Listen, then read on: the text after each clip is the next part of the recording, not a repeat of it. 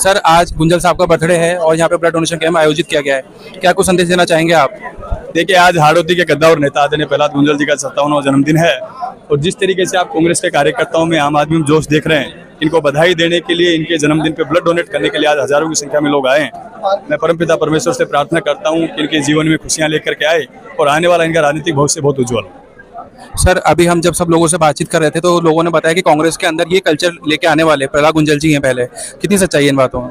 देखिए, प्रहलाद गुंजल जी संघर्षशील व्यक्ति हैं, इसमें कोई शक नहीं है। हाड़ौती में इन्होंने अपनी खुद की एक अलग से पहचान बनाई है और इनके आने से कांग्रेस पार्टी को मजबूती मिली है हाड़ौती में कि जो सीट हम 3 लाख से हारे थे, वो सीट हम सिर्फ बीजेपी ने धनबल से 40,000 से उसको जीतने का काम किया है। तो बहुत कद्दावर आदमी है, इनको आने से पार्टी का बहुत बड़ा फायदा होगा। सर मैं आपसे एक चीज़ और जानना चाहूँगा कि माननीय लोकसभा अध्यक्ष ओम बिरला जी, पहली बार ऐसा हुआ है कि बहुत कम अंतर से जीत के गए संसद और मोदी जी एंड तक उनको लोकसभा स्पीकर बनाने के लिए अड़े रहे और जब तक वो बनने की तब उन्होंने दम नहीं लिया।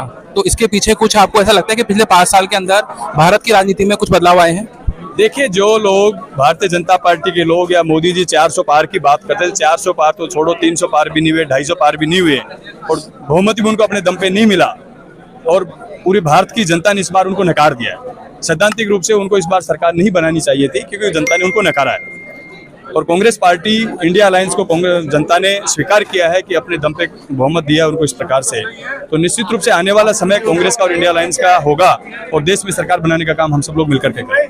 सर एक चीज़ मैं आपसे जानना चाहूँगा कि बहुत कांटे की टक्कर देखी गई थी कोटा बूंदी लोकसभा सीट की, लेकिन जिस तरह से अभियान चला तो गुंजल साहब ने इस अभियान को बहुत रोमांचक बना दिया और कांटे की टक्कर में बदल दिया। फिर क्या कारण रहे कि वो इतने कम अंतर से हार गए? मैंने कहा ना, इस बार प्रदेश की सरकार और देश की सरकार ने जिस तरीके से कोटा बूंदी में धनबल का उपयोग किया, प्रशासनिक शक्ति का दुरुपयोग किया और चुनाव ऐसे लग रहा था जैसे प्रशासनिक सिस्टम के लोग ही चुनाव लड़ रहे हों और प्रशासनिक सिस्टम का दुरुपयोग करके इनको चुनाव हराने का काम किया। और सर अभी देखा गया था पिछले दिनों कि आप लोगों ने बहुत ही पीसफुली एक अनशन किया था, फिर भी आप लोगों के ऊपर मुकदमे दर्ज कर दिए गए, तो क्या इसके पीछे भी प्रशासन को दबाव में लिया गया है? निश्चित रूप से प्रशासन को दबाने का काम भारतीय जनता पार्टी जगह जगह पे कर रही है और लोकतंत्र में धरना, प्रदर्शन, आंदोलन ये विपक्ष का अधिकार होता है और अगर उसमें भी दबाने का काम किया जाएगा तो लोकतंत्र की सच्ची परिभाषा नहीं है। तो लोकतंत्र में इन चीजों का कोई स्थान नहीं है। विपक्ष को दबाने का काम भारतीय जनता पार्टी कर रही है, लेकिन कांग्रेस ना डरेगी ना झुकेगी और इसी तरीके से मजबूती के साथ लड़ेगी। बहुत धन्यवाद हमारे जुड़ने के लिए और बद की आवाज़ चैनल की ओर से आपको बहुत बहुत बधाई, आपके उज्जवल भविष्य और स्वस्थ जीवन की हम कामना करते हैं।